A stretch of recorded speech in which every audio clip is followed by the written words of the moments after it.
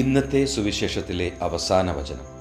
എൻ്റെ നാമത്തിൽ പിതാവ് അയക്കുന്ന സഹായകനായ പരിശുദ്ധാത്മാവ് എല്ലാ കാര്യങ്ങളും നിങ്ങളെ പഠിപ്പിക്കുകയും ഞാൻ നിങ്ങളോട് പറഞ്ഞിട്ടുള്ളതെല്ലാം നിങ്ങളെ അനുസ്മരിപ്പിക്കുകയും ചെയ്യും.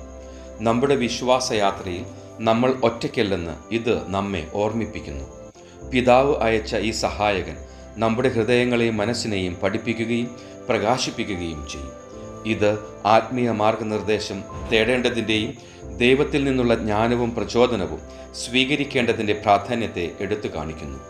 എൻ്റെ നല്ല ഈശോയെ, ജീവിത വെല്ലുവിളികളിൽ പരിശുദ്ധാത്മാവുമായി ബന്ധം വളർത്തിയെടുക്കുവാനും അവൻ്റെ മാർഗനിർദ്ദേശത്തിൽ ആശ്രയിക്കുവാനും എന്നെ സഹായിക്കണമേ. കർത്താവെ, പരിശുദ്ധാത്മാവിനെ പോലെ മറ്റുള്ളവരെ സത്യത്തിലേക്ക് നയിച്ച് വിശ്വസ്തയോടെ ജീവിക്കാൻ അവരെ പ്രാപ്തരാക്കി ജീവിക്കാൻ വേണ്ട കൃപ ഇന്നെനിക്ക് നൽകണമേ. പിതാവിൻ്റെയും പുത്രൻ്റെയും പരിശുദ്ധാത്മാവിൻ്റെയും നാമത്തിൽ ആമേൻ.